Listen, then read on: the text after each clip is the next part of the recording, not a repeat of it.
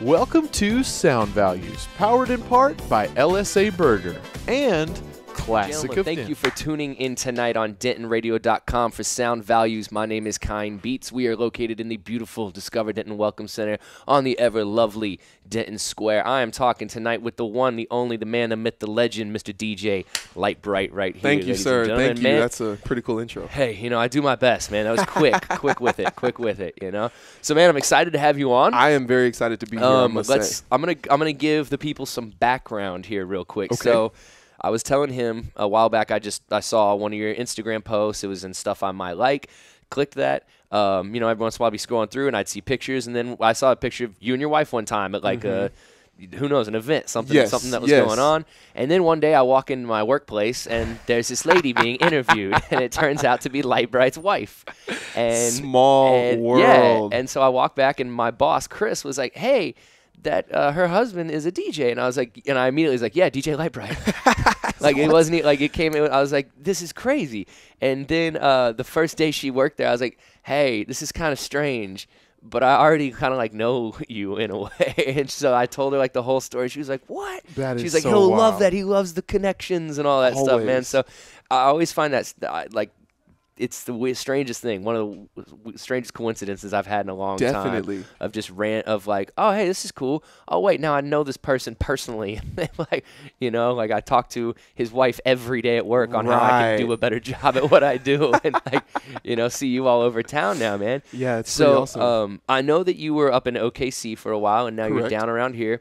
Now, what I love, and what you can see, the brand, you know, the Lite Brite right there. There we go, right there. So how did you, I kind of want to know the story of kind of how did you find yourself becoming a DJ? First off, what made you kind of want to do this? Okay, so from the jump, I think my first inspiration came from my dad. Okay. He was a DJ when he was younger, late high school, early college, and then kind of into his mid-20s. He would like DJ a bit, hang out with some DJs, and so like I'd always heard like the stories and seen like old records here and there, but I never had any true experience until it was about my senior year of high school. Okay. When I was getting ready to go to college, and one day we were randomly talking about like just like side hustles in college. Yeah, And you know, yeah, some yeah. people cut hair, some people make clothes, whatever.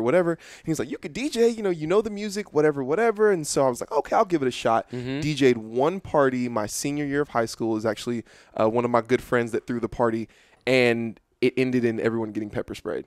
So my first event, I'm like, I don't know if I want to do this DJing thing if like every event I'm gonna get pepper sprayed. Yeah. It's not really what I got in this for. So I'm like really strongly reconsidering this side job. So Yeah. summer goes on, and I actually get to college. I go up to Southwestern Oklahoma State in Okay. Weatherford, Yeah. in Oklahoma, and there were a couple of parties that were happening one weekend, and I had brought some DJ stuff with me just to kind of mess around in the dorm. And turns out I was able to kind of finagle my way into a party. DJ'd a couple around campus, and then it kind of started to buzz because there were no other DJs. People were just playing music from YouTube, Yeah. multiple tabs, and then like switching over. And I was like, this Yeah. is horrible. Like I have a library, I can do something. Yeah. So that kind of was the kickstart Okay. of me seeing that, okay, there's a market for me to do a little bit of something. But I don't really know how serious this is. I'm just a new kid on campus. I'm a Yeah. freshman. I want to try some parties out. Yeah. So that is like really where the root of it began, was like that transition from end of high school Yeah. going into that. And kind of like you were saying, you know, I remember when I was in college, you know, back in like 2007, 2008, that was when I moved down to Austin. I graduated high school in 2006.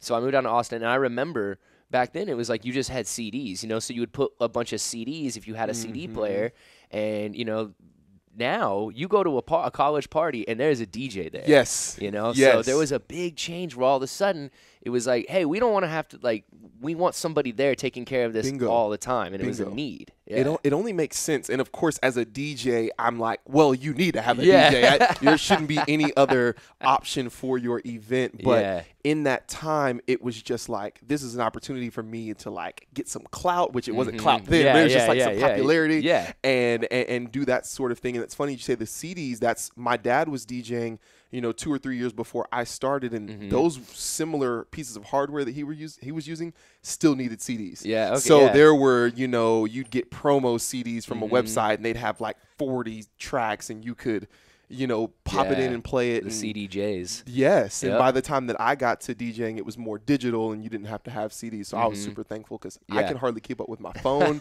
my wallet, and my keys. I can't imagine having to keep up with CDs and so on and so forth. I can remember going to shows and actually like seeing guys flipping through their cases and like pulling the CDs out during the show. And I was like, I can't imagine. Yeah. Yeah, I was like, man. And then, like, guys who would come with just crates of records. There's one kid in town named Connor Hatfield who I'll book him from time to time, and he comes with full record. He comes with a crate of records. Insane. And, yeah, so.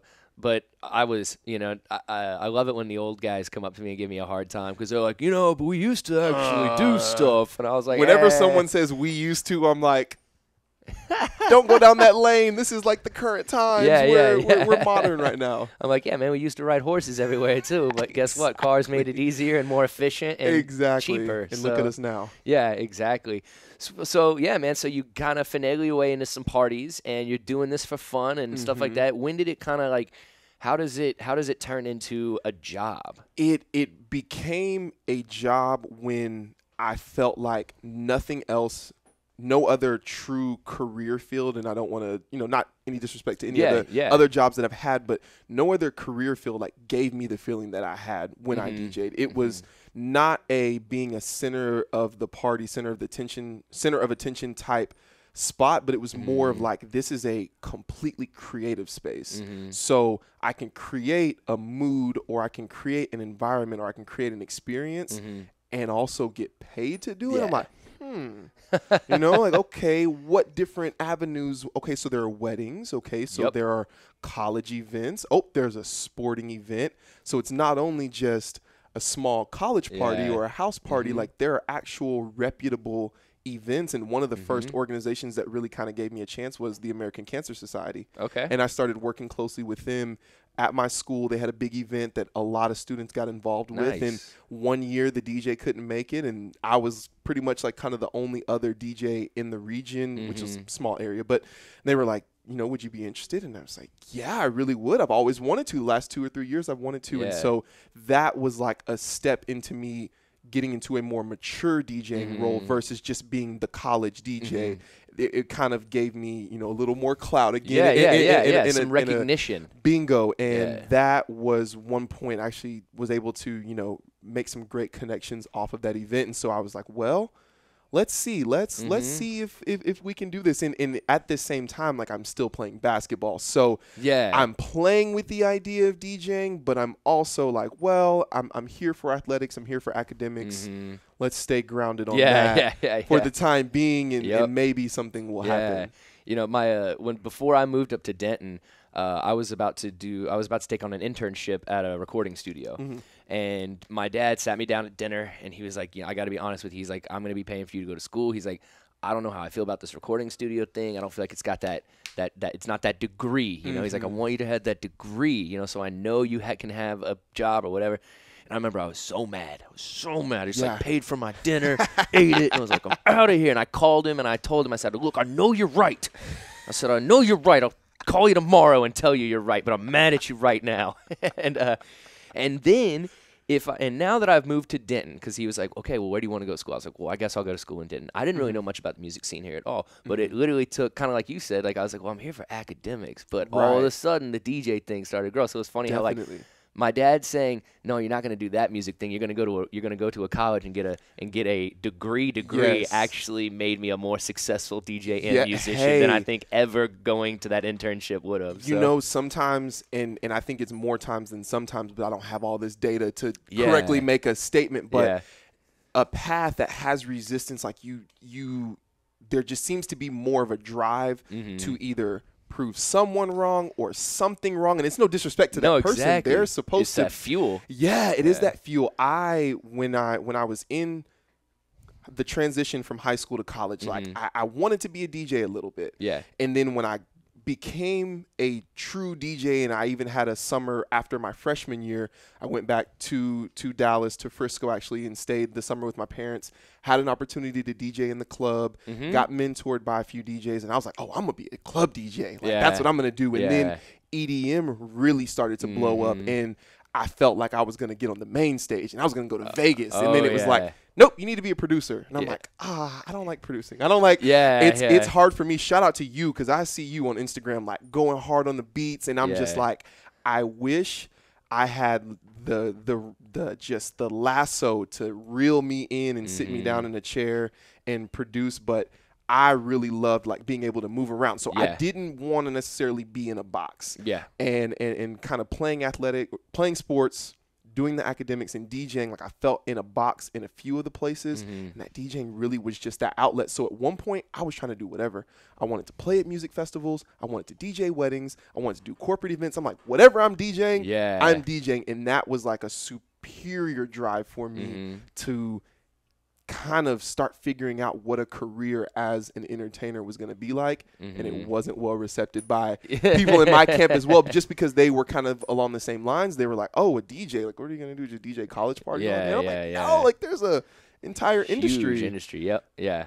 And that's like when I first came up here, you know, that's what I was doing, frat parties and this and that. And like, you know, the guys would give you a couple beers they'd be like, we can't pay you, but here's some beers, man. I'm like, all right. And then like there were these 2 kids, and they paid me $50. Oh, and wow. I remember they paid me $50 for like the whole night, and I was like, dude, that's cool. Like, I'll just take it, for man. Sure, for I sure. was like, this is tight. And it was Josh and Danny. Shout out Josh and Danny. And so those guys, when they gave me that $50, that gave me the confidence that I could then tell people, no, I'm worth some money now. Bingo. So once those guys put the $50 on my name, that's when I could tell people. They'd say, well, what's your rate? And I'd be like, oh, it's $50 an hour, you know? And then I could give that to venues, and I could give that to companies. And then as I got better equipment, my rate went up, you know? And people had already learned to trust me and what I was doing. And they're like, okay, yeah, like that's fine. Yeah, we'll take that. We'll take that. As you said it too, being a DJ is you're not just pressing a button. You are creating a mood. You're creating an environment and an experience, and you can really, like, I remember one time, this was one of my favorite stories, just because I would get so used to it on Fry Street. People would come up and they'd be like, hey, can I hear this? Can I hear this? Well, one night it's like 8:30, you know, and I'm just kind of getting warm-up music, you know, for people walking in and hanging out.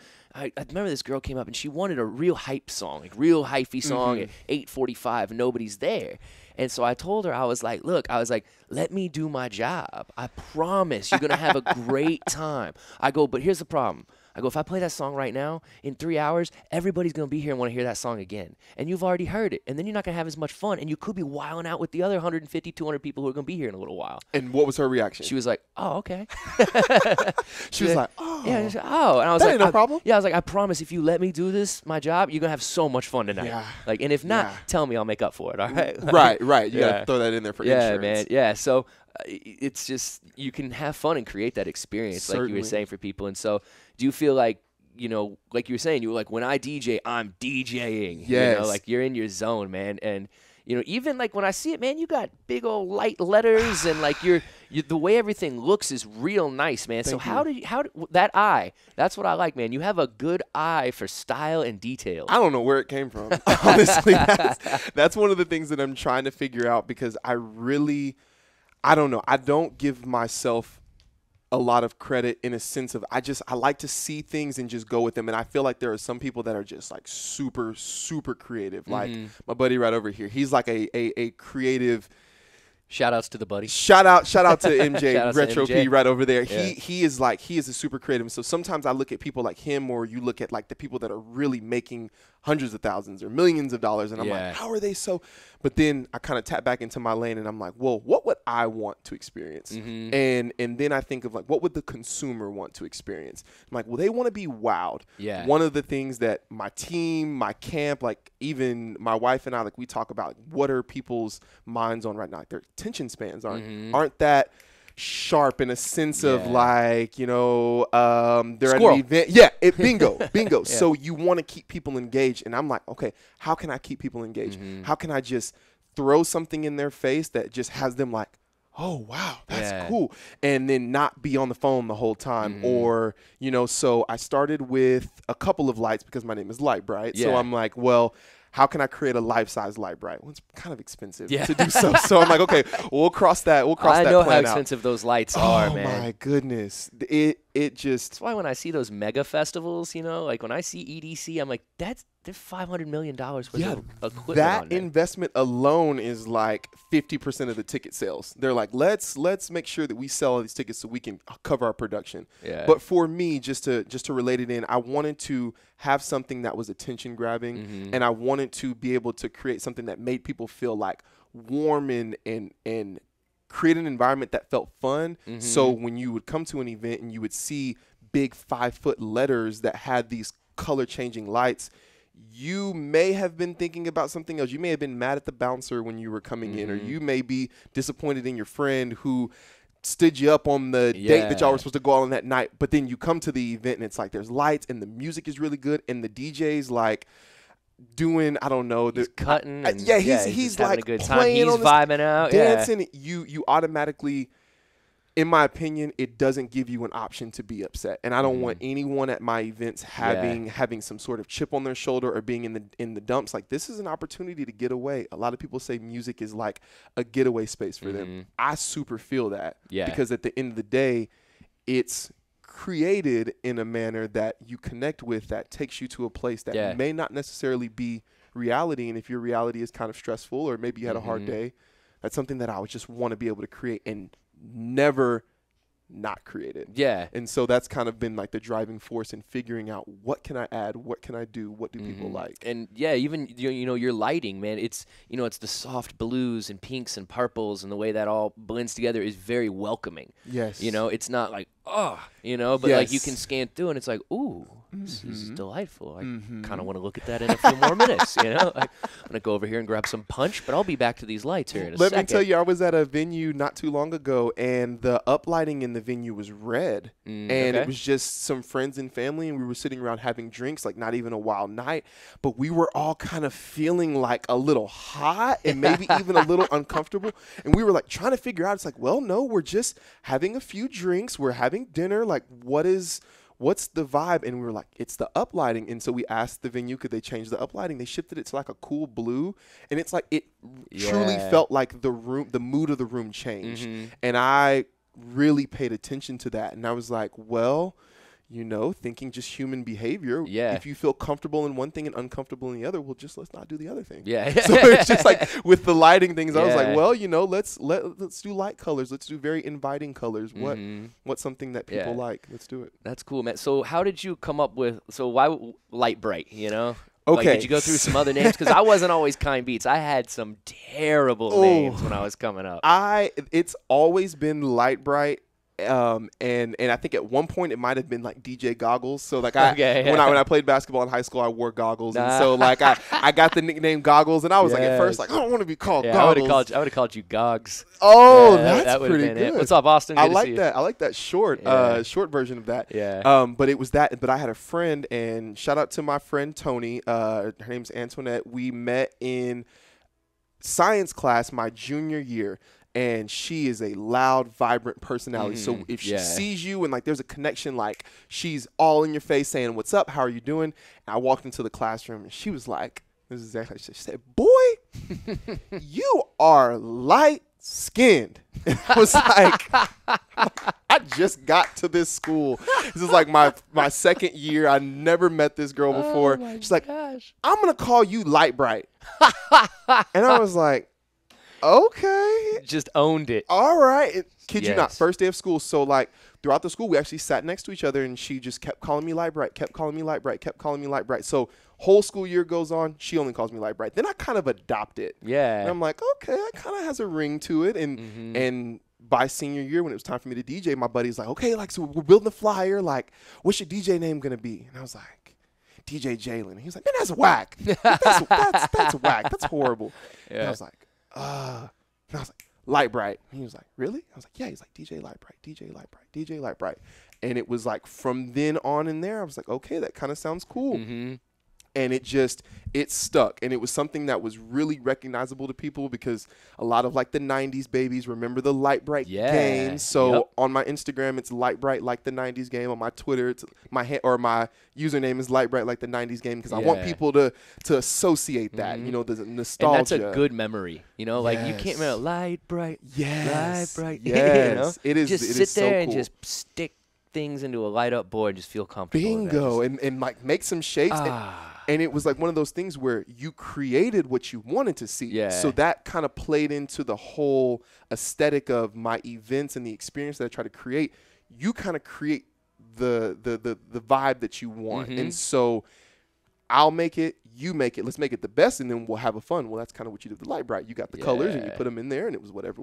And if you left the pegs on the floor, you stepped on them, and then that was your fault. But, you know, you created whatever. I stepped on a lot of those. Oh, man, Legos, too. That was don't even get me started on Legos. But I'm with you. Very painful. Very cool. Okay, and so you're starting. So, you know, you had the American Cancer Society was helping you out with that. You started playing some parties around here.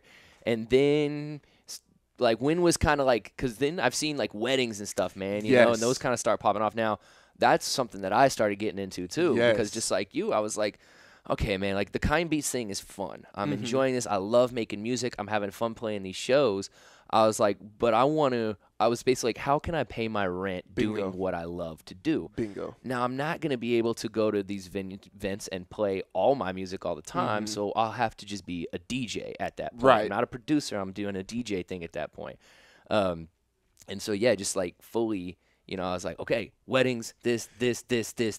Me and my buddies even tried to get gyms, like workout gyms. Like we tried to let them to come on, and we were like, yo, we'll come in and we'll do like the pump up hour, you know, we'll just spin for an hour and then we're out. Gosh, like, or maybe all day. Ambition, come on. though. yeah. That was something that me and my buddy thought like maybe that would work, like an untapped spot, you know. And then we just started going everywhere. We were like, do you have power? We can DJ here. Set it up. Yeah, just get it going. Yeah, of wiki course. right there on the street.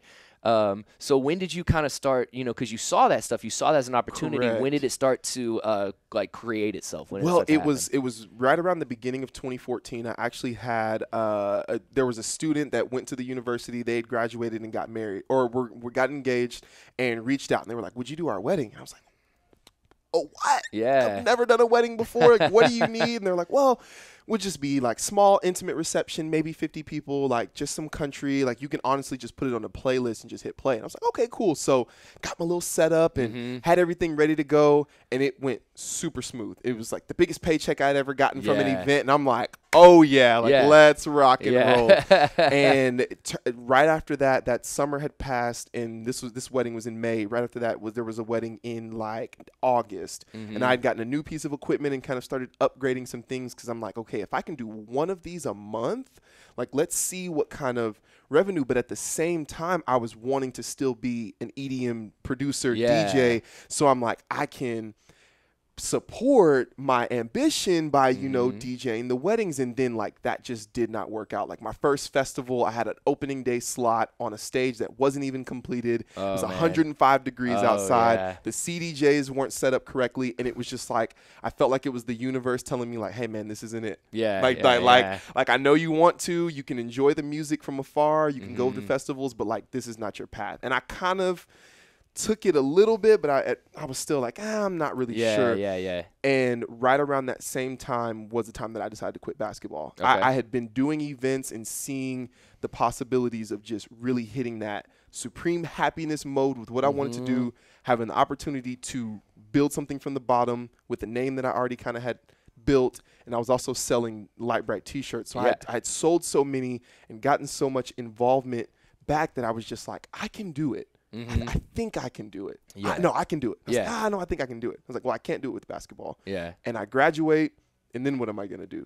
Play basketball professionally? No, I didn't have the skill for that. So I knew that I wanted to jump in where I could possibly be doing something for the next 5 to 10 years. What could that be? And there were some other factors that came into play, but there was that point right at the end of the summer of 2014 that I was like, I think I'm ready to do it. And I got really involved with the college and university, set up some like business plans and ideas for certain like sorority groups, and just kind of like you said, anywhere there was a plug, organizational fair, in the student union, at the date parties, like every single event that I could do to say, hey, I'm the DJ now. I am, book me. Let's do something. And that was kind of that driving force that threw me out there. That was kind of like what I kind of started seeing happening with me when I moved here. There was some guys who were DJing, and there was some stuff over at Andy's, but they weren't doing exactly what I was looking for. And like they were cool guys, and I was like, I got to get to know these guys and kind of see like, okay, where's the places to play.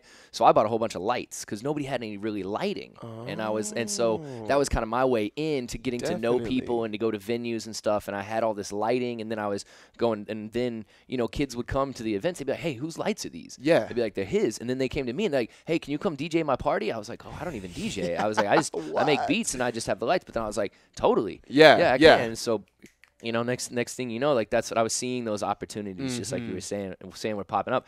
And just like you were saying, I was like, okay, I want to be the DJ in this town. Definitely. Like if you think we need a DJ, who are you going to call? It's going to be me. Definitely. And, you also have a great team around you of people as well. MJ right back here. I do. And then that's what happened with me is I luckily I already had one of my best friends, Lofty, Luke Peterson, great DJ, great producer as well. I actually won Best Producer in Denton last year, and I won it the year before. So that's what I'm talking about. Give him his clout coins. Yeah, exactly. He started coming with me, and he started like taking gigs that I couldn't because I was getting gigs, and then people liked him and his professionalism. Then Sanford Black started hanging out with us. Then YSA started hanging out with us. Then Mercy and my buddy Jared, who goes by Mr. Casual. And now there's 6 of us, and so if one of us can't make an event, boom, the other guys got these it. Respected guys that can do a really good job. Yep. Yes. I know that they can literally come and load all my PAs in and my mixer and everything and take it, set it all up, break it all down, and be good. Oh, so. For sure.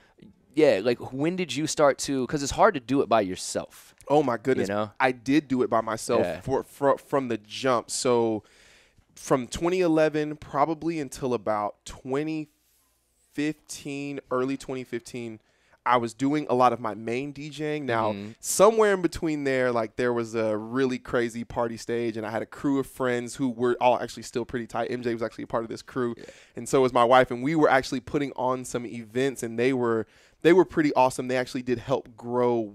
They truly, I'll say, at my university, started my DJ career that people wanted to have me a part of events. I was inserting myself at first, and then we kind of had the perfect mix of ingredients for an event that put me on a platform to kind of be like, okay, I can start to move a certain way. And then that's what started to set the pieces up to what came in 2014. But I was moving essentially with my DJ business alone all the way until about 2015 when we essentially resurrected our group and kind of wanted to throw more shows. And at that point, we were just trying to get some ideas going, but things weren't coming together. And it wasn't until about mid-2016 that the pieces of the team and us understanding, okay, if we've got a DJ and a videographer and a graphic design person and a photographer and someone that does clothes, like we can possibly start to gel off of each other and then create with each other instead of all of us doing it individually, working so hard. I always think like if I could have had the maturity and the team that I had now or that I have now in 2012, I think things would have moved a lot quicker, but it wasn't meant to happen that way. So there's always like, Yeah, man, I know what you mean. It's when I was first doing it, and then once I started getting the residencies and I started getting that kind of stuff, and then I started seeing like things that guys were doing out in LA and Atlanta and Chicago and like the boiler room sets and the smaller shows that were like beat driven and all that. And I was like, I want to do that. Like it wasn't EDM, and like they had it was the beat scene out in LA, and I was like, I want to do that. And so that's when I started doing that by myself, and then luckily the homies came along just by here, and like when Backyard was like, hey, we want to do breakfast and beats every single week, I was like, Lofty, I need you. You want to be a DJ every week? Yeah, you want to make money to do it? And he was like, yeah. So what I think happens is when you, like an individual person, have an idea or you want to essentially create something, you have to prove to whatever it is, maybe it be the culture or the higher power, like you have to prove that you want to get that done. Yeah. Once you get that ball rolling, then the other pieces start to attract to you. So I felt like when I started DJing, when I was just doing the college parties, like it was just like, oh yeah, DJ set up. Oh, here's $25. Here's $50, whatever. But once things started progressing as I knew that I was reaching heights that I would maybe need someone like another DJ to pass events off to, or, you know, a group of DJs that we could go in on a record pool so we don't have to spend all our money, you know, paying for licensed music. Like those things super start to attract, and then it kind of grows like a wildfire. Then you're like, oh, well, now I've got this team. Now we're really proving our worth because like you said, in your instance, you've got professional, mature, creative beings that are like able to provide that service all consistently, all kind of like, you know, with that good vibe. And so that's what I've really, really appreciated over the time, still knowing that from the jump, I had to grind it out alone in that wave. Like no one else was going to be a DJ. My wife wasn't going to be a DJ. MJ wasn't going to be a DJ. He had his own thing going. He was in school. My wife was in school. You know, everyone's doing their own thing. So you got to prove it. For me, I felt like I had to prove it, and then eventually things could come along to help. That's cool, man. What would you say, like, from a marketing standpoint, you know, like if somebody's like, man, I don't know whether to get shirts or maybe I should make like we go, like my crew is called the Breakfast Boys. I can't tell you who called us that, but because we did Breakfast and Beats, they started calling us that, and it just stuck. It stuck. So we talked about making getting spatulas made with Breakfast Boys engravings on them. Yeah, and aprons. We would sell aprons at our shows with that. That's so super like clever. so it was like, so we've always kind of wondered, like, okay, cool, like is it worth, you know, even though it's only $10, $5, like, is it worth to boost this Facebook thing? Is it worth here? Like, where have you seen, like, the fruits come back when you've invested into something? So initially it was T-shirts for sure because of the environment that I was in. Again, in my college town, it was very close-knit, very community-based. So everyone was like a super supporter of everyone. It was just that hometown feel. Yeah. So from there, I was able to really do a lot of things through the apparel. It was affordable. These were people that I had the same classes with, ate dinners at. Some of them were boosters for our basketball team. Like I had those relationships built. So the T-shirts were, in my opinion, always like a super safe bet. Like everyone wears clothes. Yep, exactly. So you're going to have a T-shirt. People are going to buy, your mom, your grandma. When I go to family reunions, I make sure I bring T-shirts to sell to my aunts and uncles all the way down the family tree. Like, hey, support your second cousin from the other side of the state. Great to see you this year. How about a shirt? That's me. That's me. Pull out your clothes rack. I wait till everyone's done eating, till we're done, till all the kids are done sliding down the wet water slide, so they need to put a new T-shirt on. I'm like, hey, you catch them when they're all food high and can't move, and you get them in, like, and you're like, oh, hey, you ain't going anywhere now. Bingo. Bingo. Exactly. But as far as like return on investment, one of the things, it's hard to say from the jump because especially with social media, things aren't how they are now. You've got algorithms and like calculated steps on the social media, which can be we can tell you pain. all about those. Oh my goodness. We talk about it probably every single day, just how to finagle that. So I would say initially the best investment, I would say, and this may be like super simple, but just being genuine. Like that is an investment that you can make because when you connect with people, like they want to do stuff for you. They want to support you. And it's so pure and it's so real. So if you do a great job, like I know that probably wasn't the answer that if anyone's listening, but it makes sense. But it does because then from there you kind of have created a platform to do a lot of different things. Like my wife and I talk about different junctures in my career where there's a fork in the road and one different decision could have a interesting effect on my career. And so in those moments, it's like those are the times when you make those decisions or you create those relationships that truly are the investments and the pieces that 5 years later down the line you can come back to and they're tenfold versus one step another way. So, I mean, really what you're saying is invest in your personal relationships. Yes. You know, invest in those, you know, like it is a job, but just, you know, my favorite saying is, you know, treat people like they matter, or treat your employees like they matter, and they will. So treat people like they matter, and they will, and they'll remember that. I agree. And I've had a couple kids who'd be like, you know, how'd you do it, man? How do you do this? And how'd you do this? And how'd you do this? And one thing I said, I was like, well, of course, surround yourself with really positive people who believe in your ideas and support your ideas, and will also call you out when you have a really stupid one too. Yes. Because that will happen. Yes. You know, and you know, just besides that, it was it was kind of like, be nice. Like, just be nice, because nobody wants to help a jerk realize their dreams. Some people made it happen, all right? You know, we get it, all right? Well, it's not true with everybody, but in a small town, you know, if you're trying to, like here in Denton, like people are going to know if you're not fun to work with, and then people aren't going to want to work with you anymore. You create a reputation. Be genuine, be friendly, be nice, be happy with every gig you're given and every dollar that goes into your pocket from this, because there's a kid right next to you wishing and hoping and wanting at the bit. That so bad. Yes. You know, and so, you know, like I always tell people, I'm like, always be so stoked that you're able to do this.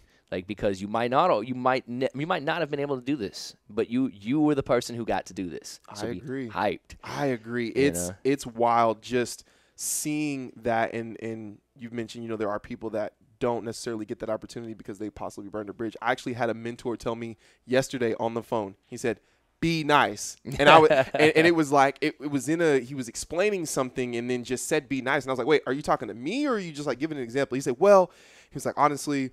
It's like, I've done some things in the past that have hurt my brand. And he was like, and you are young in a career that has a longevity, a lot of time to go. He was like, so be nice. Yeah. Don't cross anybody. Don't make someone feel like they can't ever call on you or count on you. And I like really felt that, because I want to be a reliable person. I want to be someone who's a good judge of character. And you can say, yo, like Mike, Kind Beats, he's a great guy, and that be true through everybody that you've ever worked with. I definitely want that to be said about me. Yeah, for sure, man. And like one thing that there was this guy Kevin, he came here and interviewed me one time and wrote this article, and he said he went around town talking to people, and when he goes, whenever I said like Mike or Mikey or Michael, they were like, do you mean Kind Beats? He goes, and then when I said Kind Beats, they go, oh, you mean Mike. So they were synonymous. Yes. So it was the brand. And I never in my life, the night I was sitting at my computer and I went ring and played a G minor and was like,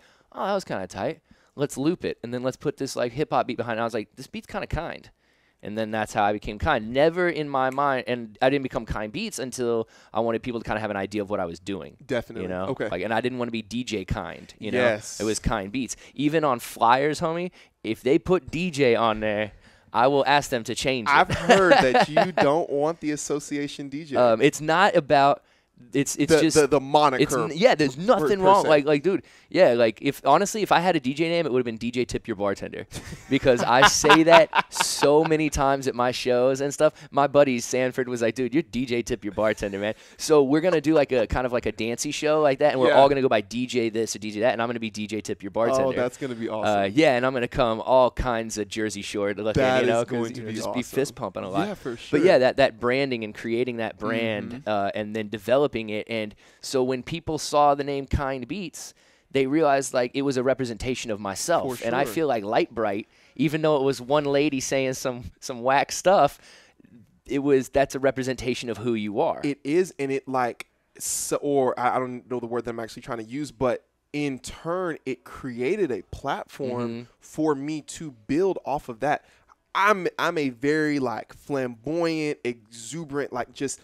I like to be loud and excited, and I like to talk a lot, and I like to really bring joy and light. Oh, I was telling Shelby today, I was like, this interview is going to go by so fast. I know it, because he just walks into a room, and you're like, yeah! Like, let's go. Like, let's do this. Let's have good conversation. Let's like really break it down. And that's one of the things when I was looking at what can I do with my events, I'm like, okay, so I'm Lite Brite, right? Okay, so maybe not a life-size Lite Brite, but let's do some lights. Like, those are cool. Like, let's be big, and let's be bold, and let's stand for what we believe in, and let's like turn all of that into a cool experience. And so the lights kind of came along, and then I got a photo booth last week, and it had a ring light, and it was super bright, and actually added like a variation of my logo to. So there were like a lot of different things that kind of came about, and I was like, this is super tight.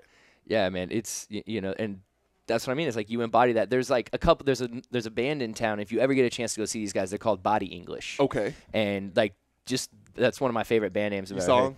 Yeah, man, they're awesome. They're fantastic. And so like I interviewed them a while back, and that name, you know, so I was like, the name Body English is just it embodies their music. And then there used to be a band, they're not anymore, but they were called I Am Man, I Am Monster. And like that was just a cool I thought that was a cool name. Like I don't know, I saw that on like the walls in like ancient Rome written or something, but they embodied that, you know. And so when you like I think what's important is when you're creating.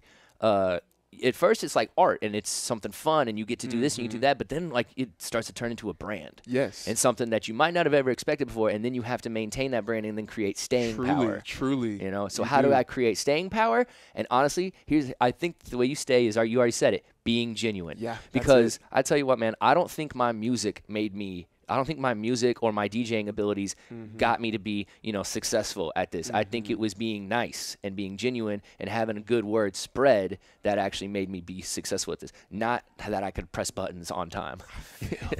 I feel that. So I completely agree with you saying, and sure, it's a more abstract answer, but it was a perfect answer to that, And I think that, if there's anybody who's young out there watching or listening, totally take that to heart. Be genuine in your personal life, your career life, and if you're trying to create a brand, you got to do that. So, and dude, like I said, I knew we got 3 minutes left. I was like, I knew this was going to fly. I told you. What? I was like, I knew this was going to fly by so fast. And I was even tired, but I knew. I went home. I was like, I'm going to take a quick 20-minute cat nap. I got up, and then I knew right when this conversation started, I was going to be hyped. Good. I was like, my energy was going to get up. That's me. Like, I definitely can go all evening long. Oh, yeah, for sure. I can. I'll gab, dude. I got the gift. That's for sure, man. That's for sure. So, what do you kind of have going on now, man? Where are your big gigs as you've grown and things have changed? So, at this current time, since I spent a lot of time in Oklahoma, I built a lot there. So, I'm still working a lot of events in the Oklahoma City area and in Weatherford, where my school was. But I'm actually tapping the Denton market right now. Cool. I'm doing some corporate events down in the Dallas area periodically. I have an event at Fry Street Tavern. Okay, nice. At August 15th, a little Wednesday night show that I'll be spinning, and then I'm there. I'd like to start penetrating that Fry You're Street the only market. reason I'll come to Fry Street. I want you to know that. I'm getting too old. Listen, 31, man. I spent my 21st birthday on Fry Street, actually, and it was a memorable one for sure. And this is like my first or second time truly being back, so it's super cool to be there in the position that I am as an entertainer and as a place DJ. to DJ too. I'm very excited. With school coming back into session, man. There's going to be, a lot of opportunity to jam out. So that's where I'm going to be soon. And then if you follow me on Instagram, DJ Lite Brite 93, you will definitely be able to see where I'm playing at because I consistently place it on there. Okay. I'm always nice, man. Nice. Now, my last question for you is, what is your favorite snack? Oh, Gardettos.